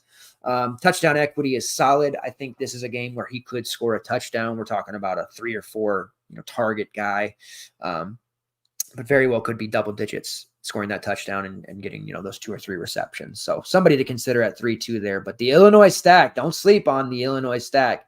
It is definitely viable. I see some chatter in the YouTube room there. I will get that question answered and put it on the board here. Just give me about 10 minutes. We're going to finish the last bit of the game breakdowns here.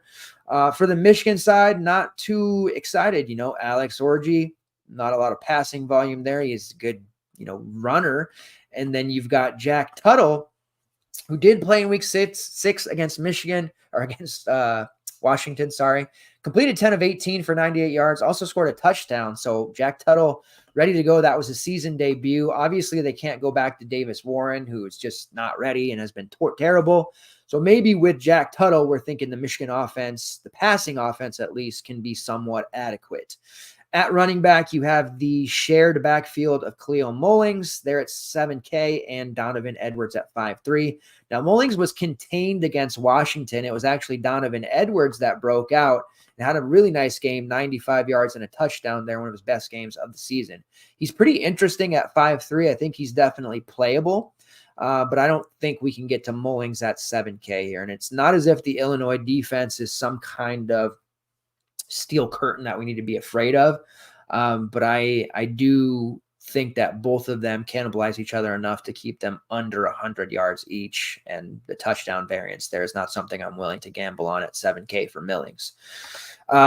In the receiver room, your top option is the tight end, Colston Loveland at 4.6. Not really a priority play, although he's starting to get his stats up. We're seeing more PPR work, more targets, and Tuttle was getting him the ball. 6 catches for 33 yards and a touchdown. Cheapest price he's been all season. He started the year at 7K, which was an absolute hilarious price for him. Now, he did have 22 fantasy points against Fresno State in week 1, but we haven't seen anywhere near that lately. 7K would have been a comical price to pay now, but 4.6 definitely puts him in play. All right, moving on, we have Colorado versus Arizona, a total of 58. Not a ton of high totals on this slate, but this is definitely one of them. Arizona 2.5-point favorites. When it comes to Colorado, you know they're going to throw the ball a ton. Shedeur Sanders at 9.3. No mobility there, so he's going to have to do the whole, Shane Buechele thing from SMU a few years ago. Throw for 400-plus yards, 3+ touchdowns. He definitely can, and I think this game has a high potential of shooting out.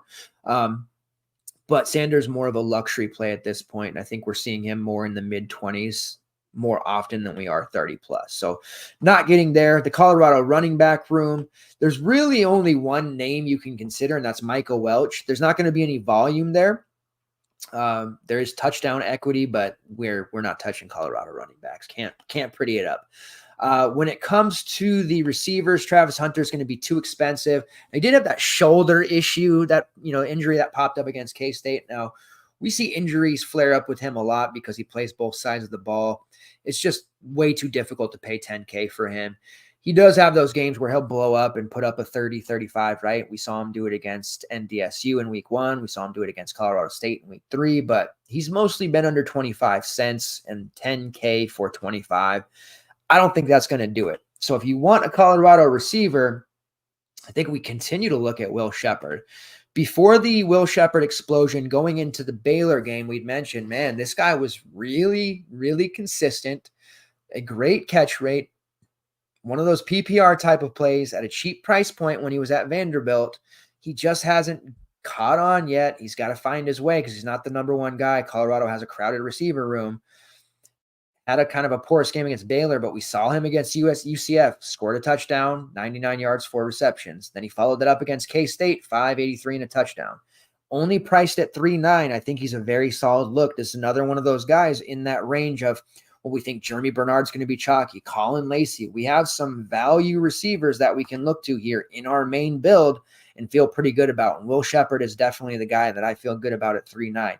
Even before the last 2 games, we had been talking about him because we knew what kind of talent we're dealing with. Shedeur Sanders is definitely trusting him more as well. And it's kind of coincided with the fact that Jimmy Horn is having an absolute awful season. He had the explosion 7 for 200 and touchdown game against North Dakota State in week 1. He has done absolutely nothing since. 3 to 4 catches, 20 to 30 yards, no touchdowns, just completely struggling. And with those struggles, we're seeing Sheppard take that work away from him. And then, of course, you have the versatile LeJontay Weister. I'm really shocked that they don't use him in running game situation. With the lack of consistency they have in the running back room, it seemed like LeJontay would be a prime candidate to get carries, but he doesn't.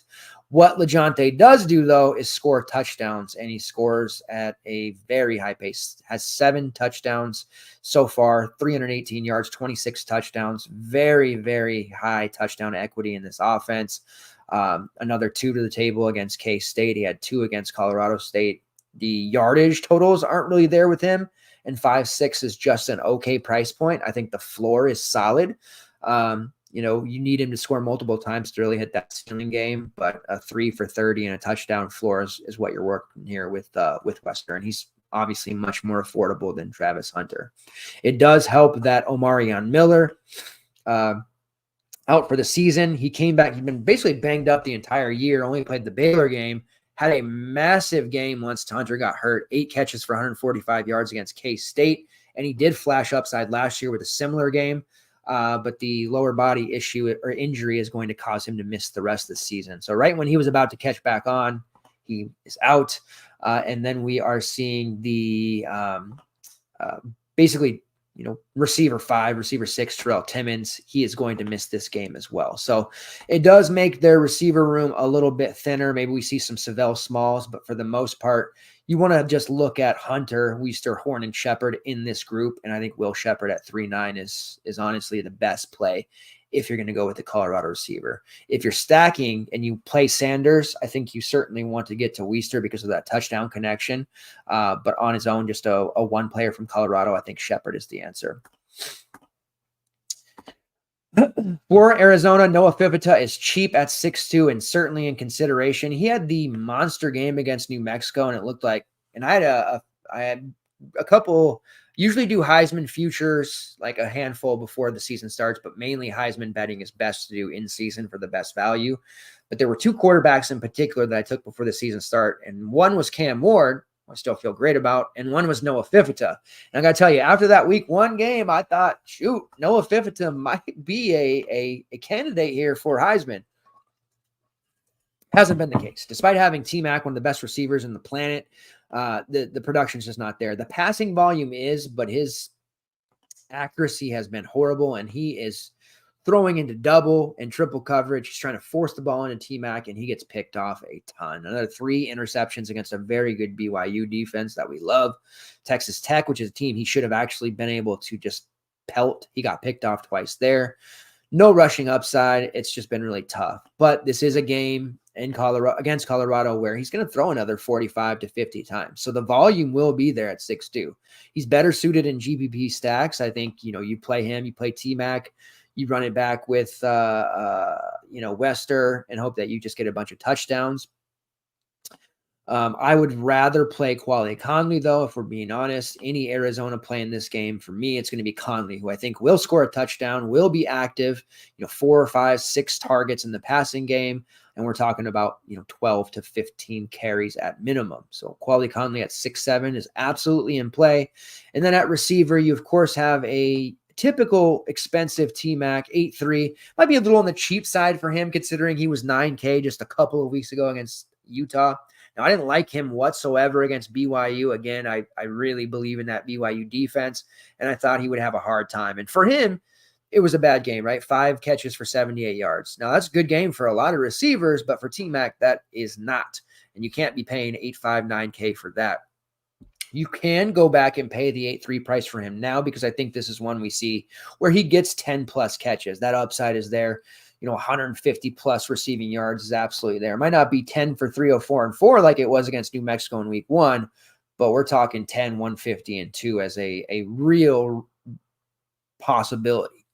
So if you can get there at 8.3, I like it. You don't need to stack to play him. You can play him on his own, but clearly this week we're going to be back to paying down a receiver where possible. You do have the tight end Kean Burnett, still cheap at 3.8. He has really established himself as the number 2 in the passing game and has been consistently putting up about 8 to 10 fantasy points, so I do not hate that idea. And then you have a near min price Montana Lemonius Craig, who did have 5.43 and a touchdown against BYU. He'll do that once in a while. It's 6 for 75 against Kansas State. I think against Colorado, he will be called upon a lot. So do not hate him for GBPs as well. Moving on, we have Baylor versus Texas Tech. Definitely one of my favorite games on the slate. The total is 55. I think it sails over 60. So we do like the over 55. Texas Tech -6 against Baylor. I do like Texas Tech to not only cover, win, and hit the over on the total, but also to give us a vintage Taj Brooks game. We love Taj Brooks dating back to the last couple of years. We're accustomed to getting him at low rostership, and he has delivered some huge games for us throughout the course of his career. Now, I don't think he's going to be super low owned this week, unfortunately, because when you look at the various pay up running backs and all this value that we have, it just makes way too much sense. You've got Maffa at 7.5, Woody Marks we'll talk about here in a minute, Dylan Sampson up there at 8.7, Monaghay. There's a lot of different options you can pay, but there's not that singular dominant guy in a wonderful, great matchup with volume like there is with Taj Brooks. He's just the easy, no-brainer decision at running back this week. 8.4 is not cheap enough to get away. He could be priced at $9K this week, and I would still be paying for him. You can look through his logs and see the consistency is there. He's healthy. He's good to go. He does factor into the passing game a little bit, but for the most part, and it shocks people because Texas Tech, known for their air raid, they've got the offensive coordinator and coaching staff that loves to throw the ball in the past. But even they know they've got a talent like Taj Brooks. They have to give him the rock. They got to feed him. Taj Brooks is essentially going 2023 Ollie Gordon on everybody. The game against Arizona, 128 yards, 3 touchdowns. That's the type of game I think he could have here against Baylor. Now, he lost 2 fumbles in that game, and that's pretty uncharacteristic for him. His ball control is usually pretty safe. And we're talking about a very high-level back here. 5.5 YPC, 680 yards, 7 touchdowns, does have 6 receptions on the year. Absolutely love Taj Brooks. Should do a lot of damage here against this Baylor team. At wide receiver, we have a really obvious option, I think, in Josh Kelly, who was relatively mediocre against Arizona, but for the most part, this is the guy you want to look to when you're talking about the passing game for Texas Tech.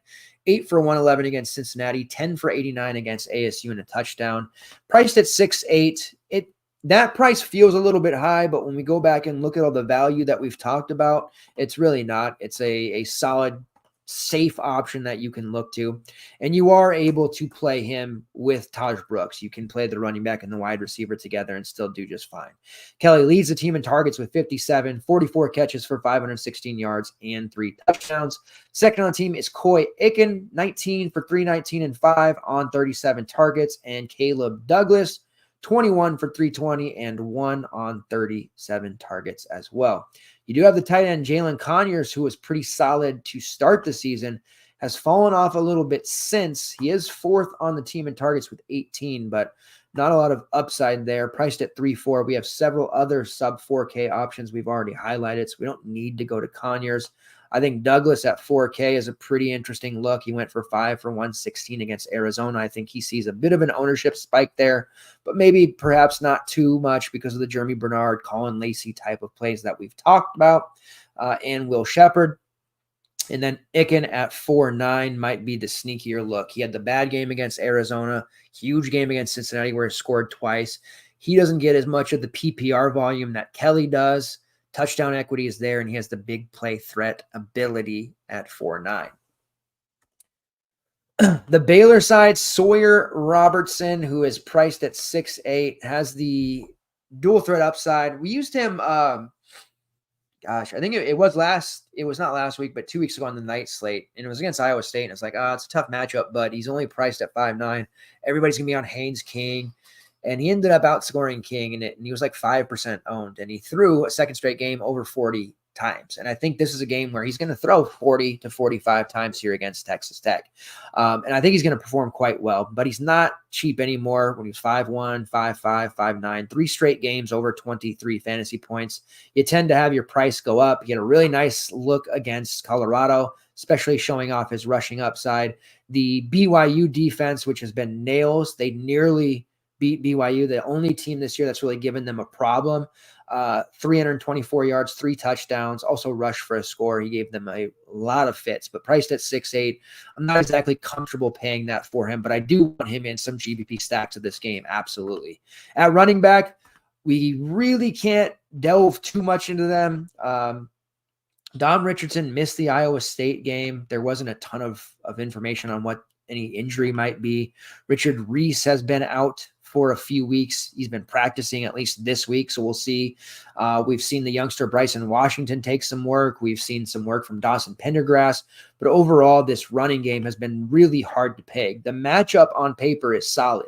If I had to say one, I would pick the younger freshman in Bryson Washington and say at 4.3, he's suitable, but I have no confidence that he sees, enough work to really pay that off.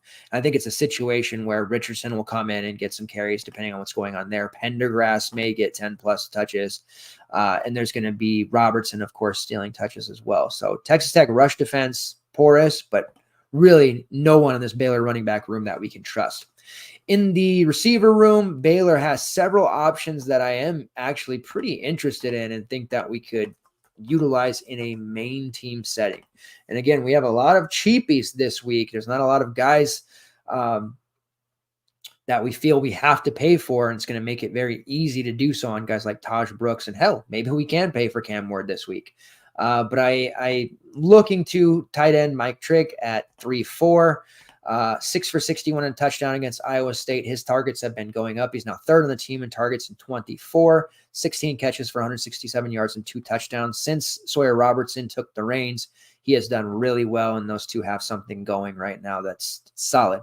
Hal Presley at near min price 3-1, leading the team in targets with 30, 16 catches for 204 yards and a touchdown. Again, 3.1K, delivered another solid performance against Iowa State with 5 for 57. I'm good with using him at near mid price. He's definitely going to be one of those guys when people are asking, hey, I've got this lineup brewing. Who's a sub 3.3 player that I can use at receiver? Hal Presley is the answer. You saw against BYU even 8 for 82. He's healthy, good to go. He's a guy that's emerging as the top option here in the Baylor receiver room, even though he's played one less game than everybody else. You also can look to the most expensive player on the receiver room, Josh Cameron, who is currently second on the team in targets with 27, 18 catches for 273 yards and 4 touchdowns. Had the big game against BYU, 7 for 125 and 2. Generally going to be somewhere between 2 or 3 receptions, 15 to 20 yards. A little pricey at 4.6, I think, for that, but GPP wise at sub 3% ownership, I think Cameron makes a lot of sense in those game stacks. Fine using Presley on his own and Trigg, though. If you don't want to stack this game, but you want a Baylor piece, Trigg or Presley for me. All right, last game on the slate, USC versus Maryland, total of 56.5, USC 7-point favorites. This is a team in Maryland that you can pass the ball on. You can throw it. You can do a lot of things. Miller Moss at 7-2. Definitely in play. I feel like this is going to be one of those weeks where Miller Moss, because you look at the quarterback pool, it's a little bit light. And I think Miller Moss ends up seeing higher ownership than I would myself feel great about using. Now, we did see him have a huge game against Wisconsin, and he was popular then with 33 fantasy points. So this might be a repeat of that at 7-2. He has to be in consideration in a favorable matchup where, yes, they're favorites, but you just know he's going to throw 35 to 40 times here, especially if Felton and company are cooking on the other side. So I don't mind Miller Moss whatsoever. There's no rushing upside there, but he's cheap enough, doesn't need to, has thrown for over 1,600 yards so far, 11 touchdowns to 5 interceptions. I think I'll be underweight on him compared to the rest of the field, but certainly don't hate the idea of using him. Woody Marks is there at 7-4. This is one of those luxury plays where he's going to get the volume. Maryland has been better against the run than they have the pass, but it doesn't mean you can't run on them. Woody Marks has been racking up yardage. He's been very efficient. 4 out of his 6 games over 100 yards. And before week 6 against Minnesota, he hadn't hit the 20 carry plateau. 20 carries against Minnesota, 134 yards, 20 carries against a tough Penn State team, which they almost won, 111 yards there. And he's heavily involved in the passing game, 21 receptions for 190 yards there. So Marks at 7-4 against Maryland, even on the road, you can absolutely utilize him. He's had solid games on the road against Michigan and Minnesota thus far. Definitely feel like we can play him, and we'll have the salary at hand to use it. Receiver-wise, it's very, very spread out in terms of targets each and every week. Kieran Hudson did score a touchdown against Penn State, but he suffered some sort of arm injury, so he's going to be questionable this week. At 5'3", we've seen Jacoby Lane kind of emerge as a guy getting heavily peppered, but 5'3", maybe a little bit too high for him. The upside and the athleticism of Zachariah Branch makes him intriguing at 4'6", but he really hasn't been very good the last couple of games either. You see they're trying to give him some carries, get him involved any way they can. More a GPP look than anything. And then you have my guy Deuce Robinson, who is a hybrid tight end, has really kind of morphed into more of just a receiver now. Very good against Minnesota. 1 catch for 25 yards against Penn State. He's near min price at 3.2, so certainly usable, especially if Lake McCree, who's dealing with a lower body injury, is unable to return. I do like Deuce Robinson a little bit more there, but these are not anything more than just GPP sprinkles. On the Maryland side, Billy Edwards at 7.7. We saw a hell of a game. I mean, the USC-Penn State game was an offensive explosion, and that does give me some interest in Billy Edwards, who threw 51 times against Northwestern, 41 times against Indiana, and 43 times against Virginia. So that passing volume is there for him. He does score rushing touchdowns, so we know that about him. Again, another GP look, perhaps. The running back room for Maryland, Roman Hemby should have done better against Northwestern in a physical game. But what we saw was only 14 carries and his work getting cut into him, not only by Billy Edwards, but Nolan Ray's out there getting 5 to 7 carries. We're seeing a little bit of Colby McDonald at times, who did miss the last game. And then we even saw fullback getting carries in that last one. So it's tough to sit here and say, Hemby at 5.5 in a matchup against a USC team that you can run all over. USC rush defense, it's soft. There is a path to success against USC on the ground. We didn't see it as much with Katron Allen and Singleton last week, but it is a DVP spot. But I don't know that we can take advantage of it with Hemby because I just don't feel confident about his workload right now. Now, if you have the salary at hand and you really want an ultimate pay up and you're not paying for Ward and you've got some cheaper running backs, perhaps Ty Felton is the guy that you want to pay up for. 8-9, it feels like a lot, but even coming off of an injury, 19 targets against Northwestern. The volume is just there. Billy Edwards' favorite receiver. He's just going to continue to give Felton all this work. And he has that upside of 35 plus fantasy points. Love him. Caden Prather's price has started to creep back up, but it still hasn't caught up yet. 13 targets against Northwestern, 8 for 81. So at 5K, he's absolutely in play. Prather and Felton getting majority of the work. Now we've seen Dylan Wade at tight end involved, but he's kind of fallen off lately. We did see Preston Howard step up, 5 catches, 59 yards against Northwestern.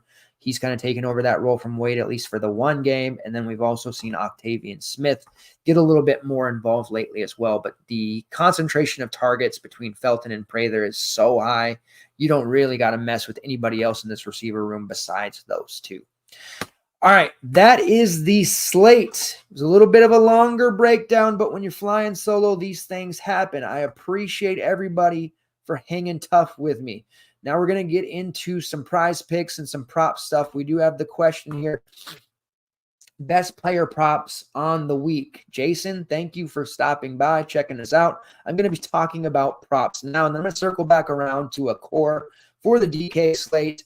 And FanDuel, which I'm going to talk more in depth on Saturday as usual, and then get a slate breaker / touchdown call. All right, so I have some props here on Underdog. We're going to start there. RJ Harvey. This one, I know he's coming off of a weird game against Cincinnati, and even the game before that, he kind of underperformed. But 99.5 rushing plus receiving yards, the combo yardage there, not even 100. A guy capable of running for 100, and a guy maybe not as good of a pass catcher as Desmond Reed, but certainly top 3 or 4 pass catcher at the running back spot in all of college football at the FBS level. Over 99.5 rushing plus receiving yards. That one feels way too low. And you can sit here and say, well, man, they're facing Iowa State. That's a tough spot, right? Like their defense at home, like what? That's just too difficult. But we're talking about a stud in RJ Harvey. And when you really kind of dive into it and look, you'll see that running backs are still having success in this matchup. Iowa State, a lot of the teams they faced, Arkansas State, Houston, North Dakota, has kind of made it to where their rush defense looks really good. But when they played Iowa and my man Caleb Johnson, he rang them up for almost 200 yards. Garrett Green over 80 at the quarterback spot. Jaheim White over 50 and a touch. So I think their numbers as rush defense looks a lot better than they actually are. So watch out for RJ Harvey, and he's a threat to catch, 3 or 4 passes as well. So that number is just silly low. Zeon Chris over 210.5 passing plus rushing yards. I think that the way he looked in that game just recently, man, he looks like he should have been the quarterback over Donovan Smith from the very beginning. I don't know why he wasn't, but he looked absolutely incredible. I'm really suddenly high. That win against TCU was so unexpected. 141 yards and a touchdown. He also rushed for 97 and a score. TCU is pretty sloppy defensively. They're playing Kansas, which can yield, a lot of yardage and multiple spots too. But that just seems very low. Like Chris, a threat to run for 100, throw for 150. We're easily eclipsing that. So over 210.5 passing plus rushing yards. It might feel like a chase, but I do think it's the right call. He's way more talented than Donovan Smith and the right guy for the job. Riley Leonard, who we love, think he's going to have a lot of success. Over 239.5 passing plus rushing yards. Very simple there. Threat to run for 100. I think he hits that with ease. And then Luther Burden over 71.5 receiving yards. Burden's going to have 100 yards versus Auburn. Burden is the dude. As far as pay-up receivers go, you've got Travis Hunter, you've got Ty Felton, you've got T-Mac, Restrepo, Ryan Williams, Corey Brooks, list goes on. I think Luther Burden is the top receiver of these games on the slate and possibly the entire day out of every game. Love Luther Burden this week. Over on PrizePicks, we got my man Cam Ward over 324.5 passing yards. Yep. Anything that they put up under 350 for him, I'm just going to keep slapping the over. We have not lost a Cam Ward over passing prop yet through 6 games, and I don't expect that to start now. Ja'Cory Barney over 27.5 receiving yards. I think Nebraska has some success. I think they're in this game, and I think Barney is going to be a guy who semi-breaks out here. He's already broken out a few times. But got to remind people, I think the 27.5 feels a little bit low. He has receptions over 30 yards on the season already. He could get that in 1-2 receptions quite easily. And then we've been getting absolutely slapped across the face whenever we take Iowa State running backs. Abu Sama against, Arkansas? It was against Troy a couple weeks back. Great spot, didn't get the work. Jalen Jackson had a good game. Last week we look at it. Oh, Jalen Jackson, he's got the work. He's going to have a great game. Watch out. We've got a Jalen Jackson prop for you. Didn't work out. Didn't get the carries against West Virginia that we thought. Neither did Abu Sama. Who got the carries? Carson Hansen. 20 of them for 96 yards and 3 touchdowns. And you're probably sitting here rolling your eyes or gritting your teeth like he's not about to give us a Carson Hansen prop over, right? Struck out on Abu Sama a couple weeks ago. Struck out on Jalen Jackson last week. Couldn't possibly be dumb enough to take an over on Carson Hansen. Well, I'm happy to report that while I might be a little bit on the,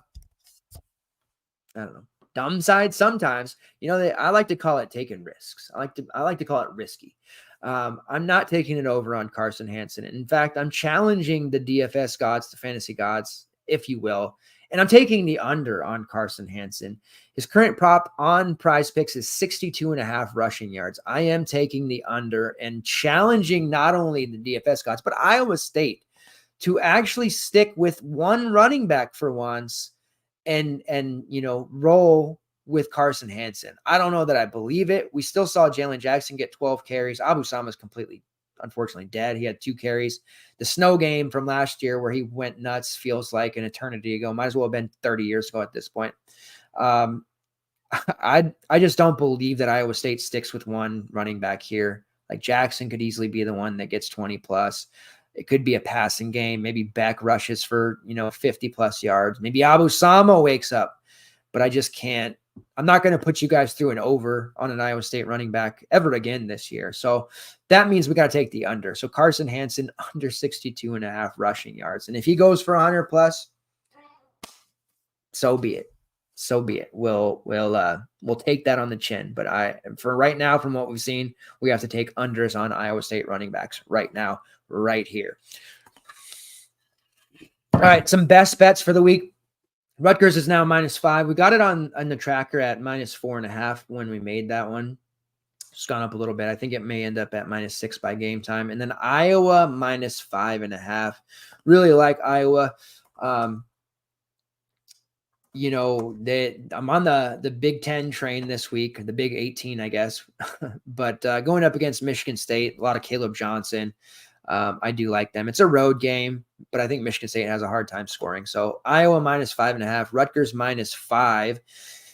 Few others, North Texas +11.5 on the road against Memphis. North Texas has a really fun offense.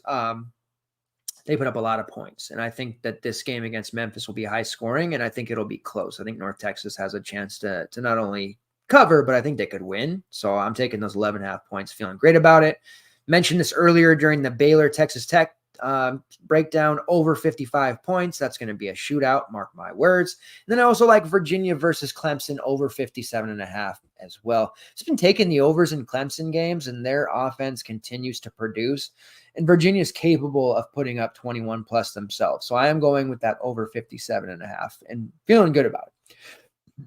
All right, a couple of touchdown props. Elijah Arroyo, anytime touchdown on DK, and these are all on DK for what it's worth. +205. Arroyo is going to score a touchdown in this game against Louisville, so you can run with that one. Luther Burden, anytime touchdown, is +105. We don't normally get his touchdown props at plus money ever. It's barely, so we're going to take it. Ja'Cory Barney, anytime touchdown at +260.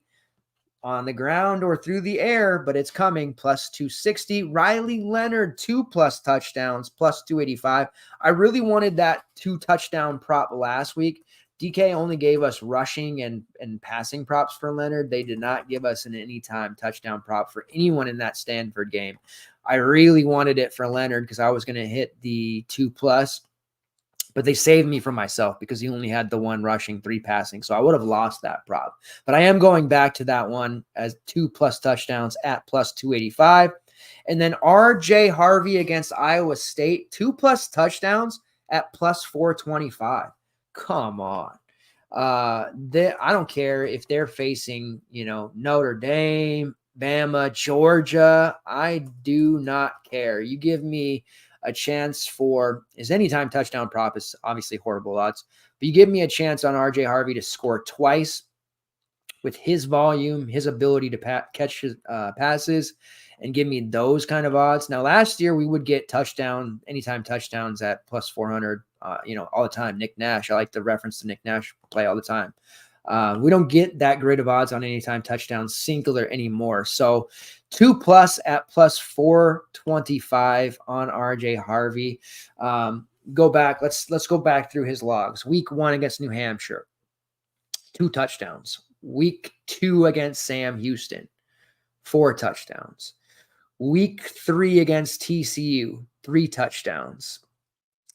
Week 4 against Colorado, he had just the 1. Week 5 against Florida, just the 1. Week 6 against Cincinnati, 0. He's on a downward slope. They've lost 3 games in a row, and Harvey has failed to hit 100 yards. He's still heavily involved in the passing game, but he's definitely been held out of the end zone. I think that ends in this game. We see him score twice. An Iowa State team that we saw a couple of weeks ago with Baylor, they can be scored on. I think that it makes way too much sense for UCF to feed him the rock. You look at, they've lost Townsend. Their receiver room struggled. KJ Jefferson missed that last game. Like, they gotta unleash on Harvey. He needs 25+ touches. I love his opportunity to score 2+ touchdowns. And even if he doesn't, oh well, but those odds are way too good not to take a shot at 2+ touchdowns for RJ Harvey. All right. let's get into course. We're doing good. We're just wrapping up. It always seems like when we're doing the game-by-game breakdowns that we're going to run out of time. Not that it matters, because we always shoot for 2 hours on this, and I could technically go as long as I want to. I don't have a time limit, but I try to keep it at that for a well-digestible show for you guys. But we made a great time for being a solo show. I feel pretty good. Pat on our back. Pat ourselves on the back. All right, let's talk core. I think this is a very open slate. I think ultimately we'll see Chuck, Marcus Carroll, if Noel's out, Taj Brooks because you have that salary, Isaac Brown because he's still cheap, Ty Felton because you have that salary, Miller Moss because he tends to be popular, Elijah Surratt because he's cheap. Like those are the plays that I think we see, a lot of ownership on. But other than that, I think we'll see a lot of spread out, 5, 10, 15% ownership on a lot of guys. So that's helpful. Excuse me. For me, my core is going to be as follows. Riley Leonard at quarterback. I think I'm going to go there because I think that's the safe bet, the most reliable option. Criswell, the way he played against Georgia Tech, we should see a big Riley Leonard game continue, or another 30 plus fantasy points, 3 of his last 4. I do believe that continues. And I think his ownership doesn't go above like 20. So that's helpful. Core running back, Taj Brooks, super chalk. I don't care. Taj Brooks is ours. He was ours first, just like Caleb Johnson was. We're all about Taj Brooks here at the FTN and the Super Show. So Taj Brooks, core. And then at receiver, I'm going Colin Lacey. I think Jeremy Bernard, super chalky. I think Caden Prather at 5K, super chalky. I think we see some Loveland love. There's several chalkier guys, maybe Jake Brenningstool, several cheapies that we can get behind and that we see pull some ownership. But I think Lacey, this is the week that Lacey finally breaks out and people maybe not forget, but they see some of these other cheap plays and think, I don't have to take that shot at him. He was 40% 2 weeks ago, 20% last week. Perhaps he dumps down to even 10% this week. That's enough. And then he finally breaks out and has that game that we've been expecting. So Riley Leonard, Taj Brooks, Colin Lacey, that is my core over on DraftKings this week. On FanDuel, again, I know I didn't talk about it too much, but I'll give a core. I love Avery Johnson this week against West Virginia, 10.2K on FanDuel. So he is the core quarterback that I'm rolling with on FanDuel for now. Again, we'll go more in-depth on FanDuel as Saturday approaches. At running back, they've priced guys a little bit more reasonable, like Isaac Brown up to 8.6 compared to his FanDuel price. But like Giddens as well. But I will go